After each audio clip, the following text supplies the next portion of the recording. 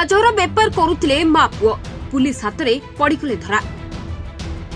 आज सकाळे रणपुर अबकारी पुलिस द्वारा एक बड़ सफलता हासिल होइछि। 200 ग्राम धला जहर जबत करने सह दुई अभियुक्त मां पुओं को गिरफ्त करिछि पुलिस। मिलिथिबा सूचना अनुसार विशेष सूत्रରୁ खबर पाई आज सकाळे जंकिया अंचल में रणपुर अबकारी पुलिस पेट्रोलिंग करुଥିଲେ। ए समय मरझलिया छकठारे से ग्रामर जड़े महिला जहां नाम होछि रीना प्रधान और तांको पुओ सचिन प्रधान। उभय एक टाटा एसी गाड़ी में जाउथुवा समय अबकारी पुलिस तांको एवं तांको गाड़ी को जांच करथिले। तांकोठारु 1,17,000 टंका सह 7टी मोबाइल 200 ग्राम धला जहर सह गाड़ी को जबत करथिले और सेमानकु संगे संगे गिरफ्त करथिला पुलिस। जबत धला जहरर आनुमानिक मूल्य 20 लाख टंकार ऊर्ध्व बोली जଣାपड़ी। निर्वाचन को आखि आगे रखी एपरी पेट्रोलिंग और अधिक कर अबकारी थानाधिकारी कहते।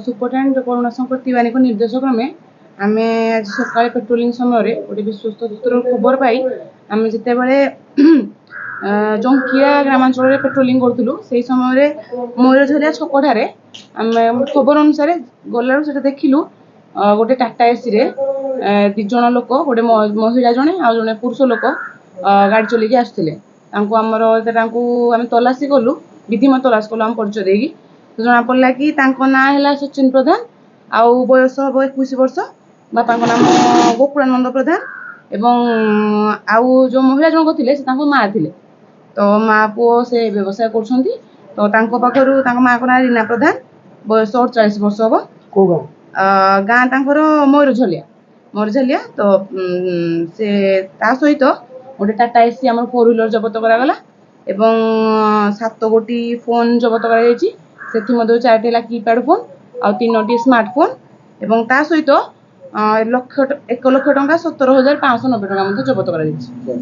आगे धला जहर केते ग्राम 200 ग्राम आम जबत कराଯାଇଛି। मार्केट रो आकलन परिमाण केते हो से 20 लाख तो तार भैल्यूटा 20 लाख केते दिन एमती व्यापार चलतला एटा हम पाखरे खबर एबे आसिला से केबे कोन करछ हम कोइ पारबनी खबर आसिलारु आमे ताको चढ़ौ कलु आज सकाळो 6टा रे आमे से एरिया पेट्रोलिंग करी आमे ताको 7टा 8टा बळु चढ़ौ कलरु ए सब जिंस हमकु जबत हमरो तलाशी चली छि जति किछि हो त आमे आकु कहि आमे ऑन द स्पॉट जाने पे पाइलु से माने मापो सब करछंती।